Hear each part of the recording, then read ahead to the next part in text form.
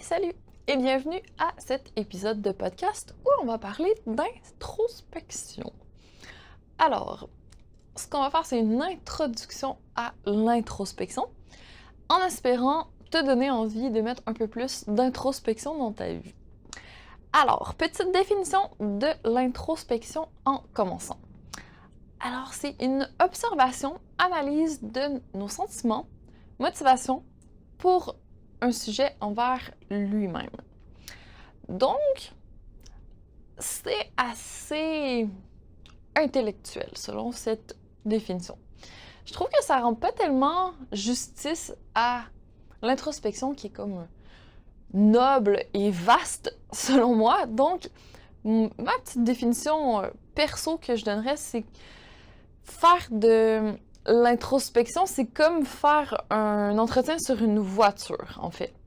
Donc, si tu arrives à prévenir plutôt que guérir, c'est plus efficace. Donc, si tu arrives à identifier au fur et à mesure tout ce qui pourrait poser problème pour éliminer le problème à la source ou pour essayer d'optimiser un petit peu plus le fonctionnement, il me semble que c'est quand même plus intéressant comme manière de procéder. Donc, moi, l'introspection, je le vois vraiment comme un moment que tu passes avec toi-même et qui va te permettre d'améliorer ton bien-être parce que tu essaies d'identifier ce qui va moins bien en ce moment. Et ça peut être positif, tu peux faire une introspection et sortir les gratitudes qui sont dans ta vie. Il peut y avoir différentes conclusions à ton introspection, mais ça prend un certain courage parce que on ne sait pas ce qu'on va trouver, justement. Donc, quand on commence notre introspection, il faut s'accrocher, il faut être prêt à aller creuser un petit peu au-delà de la surface et faire face à ce qu'on va trouver. Alors, si tu commences à te dire « Ouais, ok, j'aimerais bien mettre plus d'introspection dans ma vie », peut-être que tu en fais déjà tout plein, je t'invite à peut-être partager quel sujet d'introspection tu te donnes régulièrement. Comme ça, ça va nous donner des idées aussi. Mais c'est sûr que ça prend un petit peu de temps, ça prend un petit peu d'énergie. Donc, il faut vraiment être prêt mentalement. Ça fait pas mal tant que ça va quand même être une expérience intéressante, je pense. Donc, ne te laisse pas arrêter et lance-toi. Alors, comment faire? Il y a énormément de styles de pratiques d'introspection qui sont possibles. À toi de trouver la tienne. Donc, si tu aimes bien écrire, faire du journaling, ça peut être un super moyen de faire ton introspection. Si tu es plutôt du style relationnel, que tu préfères en parler avec peut-être ton ou ta chérie ou encore avec des copines, ça peut être un moyen de faire de l'introspection. Si tu préfères le faire de manière audio pour toi-même sur ton téléphone, tu peux. Si toi, c'est en marchant ou en conduisant, qui sait, ça dépend du temps qu'on a. Donc, si c'est en faisant autre chose et que juste le faire mentalement pour toi dans ta tête, ça te suffit. Vraiment, il n'y a pas de bonne ou de mauvaise manière de faire ton introspection. Ça va vraiment être ce qui te convient le mieux, qui est le plus pratique pour toi, puis qui permet d'avoir une pratique régulière qui sera la meilleure solution. Alors, vas-y comme tu le sens. Tu peux pas te tromper. Ensuite, ce qui est intéressant de regarder. Bon, disons que tu as choisi ton journal, que tu t'assois, puis là tu dis « OK, je fais comment de l'introspection? » En fait, il y a plusieurs sujets qu'on peut regarder. Ça dépend justement à quel point tu veux creuser. Donc, disons, une manière de l'aborder, ce serait avec tes sentiments. Donc, essaie de voir récemment qu'est-ce que tu as ressenti. Puis là, peut-être que tu vas te rendre compte que finalement, tu ne prends pas le temps de ressentir vraiment, que tu avances dans ta journée, que tu mets un peu de côté, que tu as accumulé beaucoup d'émotions, ou que tu n'es pas très bonne quand tu essaies de faire de l'introspection, justement, de te demander quel sentiment tu ressens par rapport à une situation. si on n'a jamais fait l'exercice, c'est pas si évident au départ. Donc, ça peut vraiment être intéressant de commencer à porter un petit peu plus attention à ce que tu ressens dans différentes situations. Comme ça, ben, tu vas peut-être voir que tu as des patterns, donc il y a des émotions qui sont plus prédominantes dans ta vie. Puis après, ben, est-ce que c'est vraiment les émotions que tu veux? Est-ce que tu passes d'un extrême à l'autre et que tu aurais besoin d'un recentrage? Pourquoi tu passes d'un extrême à l'autre, qu'il y a des grandes fluctuations comme ça? Donc, tu peux commencer à creuser un petit peu plus, mais la première étape, c'est de mettre un peu plus de conscience dans les ressentis que tu as parce que c'est à partir de là que tu peux travailler. Donc, commence par choisir un focus. Tu choisis les émotions, comment tu te sens, ton ressenti. Ça peut être un bon point de départ. Sinon, tu peux y aller peut-être par tes triggers. Donc, qu'est-ce qui te fait réagir dans la vie? Donc, est-ce qu'il y a un sujet que, quand c'est abordé, tu t'entres tout de suite en réaction, tu essaies de te défendre, tu t'éclates en sanglots, tu te mets à crier, tu fuis. Donc, il y a certains sujets qui entraînent une grande réaction chez nous et c'est intéressant de savoir pourquoi. Donc, pas juste faire de l'évitement par rapport à ce sujet-là en disant « je ne veux pas en parler, ça m'active trop ». Pourquoi? Est-ce qu'il y a une blessure qui est cachée derrière? Est-ce qu'il s'est passé quelque chose puis tu es resté un peu traumatisé?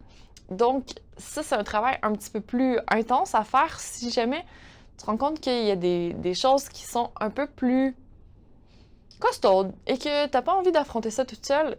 Sache que ça peut être une excellente idée d'aller chercher aussi un professionnel là-dedans, donc d'aller peut-être en thérapie, peut-être aller consulter un psychologue ou quelqu'un qui pourrait te guider un petit peu à travers tout ça pour t'aider à processer. Et une fois que tu as quand même posé un point de départ, tu sais ce que tu recherches, mais tu sais pas ce qui se cache derrière, c'est quand même un sujet intéressant à aller creuser, mais peut-être pas toute seule. Donc, en fonction de la grosseur de la chose, du trauma, ou encore, est-ce que tu te sens à l'aise ou pas d'y aller toute seule, n'hésite pas à t'épauler, aller chercher un petit peu de soutien pour pouvoir creuser et libérer tout ça. Et si ça fait un certain temps qu'on traîne tout ça, ça prend peut-être un certain temps sans libérer aussi. Ça va peut-être revenir un petit peu pour voir si c'est complètement libéré. Sache que tout est un processus, donc prends une grande respiration, tu vas y arriver. Et peu importe la découverte que tu fais, c'est de l'apprentissage sur toi, une introspection. Donc, c'est constructif. Sinon, on peut aussi aller visiter nos croyances limitantes. Donc, encore une fois, dans ton journaling, dans ta discussion, dans tes pensées, qu'est-ce qui ressort? Donc, est-ce que tu vois que par rapport à une certaine sphère de ta vie, il y a des choses qui bloquent, puis tu as envie de découvrir pourquoi. Donc, qu'est-ce qu'il y a derrière? Est-ce que c'est la façon dont tu penses? Donc, quand vient le moment de passer à l'action, que tu te mets en procrastination, souvent, c'est parce que notre petite voix de notre mental nous dit des choses qui ne sont pas en accord avec notre succès. Donc, si on ne pense pas qu'on va y arriver, pourquoi on mettrait l'effort? Donc, vraiment, il y a un gros travail à faire à ce niveau-là pour arriver à identifier, bon, j'ai telle chose que je veux faire, tel objectif, je sais pas pourquoi, mais j'y arrive pas, il y a quelque chose qui bloque. Donc, de creuser, d'aller voir pourquoi. Qu'est-ce que mon mental me dit? Quelles sont mes croyances par rapport à ça? Dans le passé, est-ce que j'ai déjà réussi à atteindre cet objectif? Est-ce que je crois en mes chances de succès? Puis, si tu identifies quelque chose, tu vas pouvoir aller régler à la source. Après, il y a plein de moyens pour transcender des croyances limitantes. C'est vraiment un sujet super intéressant à explorer que je t'invite à aller visiter si ça t'appelle.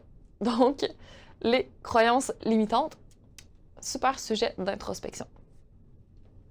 Et on en a touché un mot maintenant. Donc, les pensées aussi, comment on gère nos pensées, quels sont nos schémas de pensée. Ça peut être un super sujet également parce que des pensées, on en a des milliers à chaque jour. Et si c'est des pensées qui ne sont pas vraiment positives, favorables à notre succès, c'est quand même rude.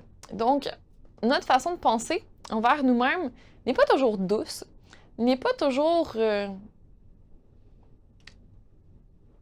intéressante pour ce qu'on veut au final, mais si on n'y porte pas attention, on n'arrivera pas à identifier. Donc, peut-être se demander une fois de temps en temps dans quel mindset je suis en ce moment, qu'est-ce que je pense par rapport à ce que je suis en train de faire. Donc, se pencher un petit peu plus à la fameuse petite voix dans notre tête qui nous chuchote des choses qu'on ignore ou qu'on peut prendre conscience aussi pour après ça arriver à les changer. On peut démontrer à notre mental qu'il a tort. Donc, si il essaie de nous amener dans la direction opposée à celle où on veut aller, on peut lui démontrer que, OK, il essaie de nous protéger, merci beaucoup, mais c'est pas nécessaire. On n'est pas en état de survie. On va pas avoir de problème si jamais on fait quand même l'action qu'on veut poser. C'est juste le système primitif de notre mécanisme de survie qui essaie de nous protéger. Parce que quand on sort de notre zone de confort, c'est plus d'effort, c'est plus à risque, entre guillemets, pour notre survie. Mais si ça en vaut la peine, ça nous permet de grandir, d'apprendre, de connaître des succès. Ça vaut le coup de dépasser nos petites craintes, notre petite voix négative dans notre tête. Donc, encore une fois, vaste sujet, l'observation de nos pensées, des schémas, des systèmes, de mécanismes de protection qu'il met en place. Super intéressant à explorer si jamais le sujet t'appelle. Alors, tu vois, l'introspection, il y en a pour tous les goûts, il y en a pour tous les styles. Vraiment, à toi de trouver ce qui te correspond le mieux. Ça se peut que ça évolue dans le temps. Tes sujets de préoccupation vont probablement changer aussi. Donc, sois créative, laisse libre cours à ton imagination et vas-y vraiment comme tu le sens parce que tu peux pas te tromper. C'est pour toi que tu le fais. C'est de l'introspection pour toi. Donc, avec tout ça, j'espère que je t'ai motivé un petit peu, que je t'ai donné envie, que je t'ai intrigué. Alors, n'hésite pas à creuser la question, à mettre en application et à me dire si jamais tu passes à l'action. Alors, ma question pour toi, à quel degré tu en es dans ton introspection? Est-ce que tu es plutôt débutante, intermédiaire ou une introspectrice avancée? Donc, n'hésite pas à m'en faire part, ça m'intéresse de savoir. Je suis curieuse. Alors, si tu te poses la question, moi je me considère comme intermédiaire avancé parce que ça fait quand même de nombreuses années d'introspection que j'ai mis en place. Donc, je commence à connaître les limites et pousser un petit peu au-delà quand je sens que j'ai besoin d'introspection. Moi, je le fais beaucoup par le journaling, mais une fois de temps en temps, je le fais aussi mentalement. Mais quand on a une trace écrite, je trouve ça intéressant parce que après, on peut retourner voir, puis on a un suivi, donc on peut voir l'évolution aussi dans le temps. Alors, sur ce, je te laisse explorer le merveilleux monde de l'introspection et je te dis à très bientôt!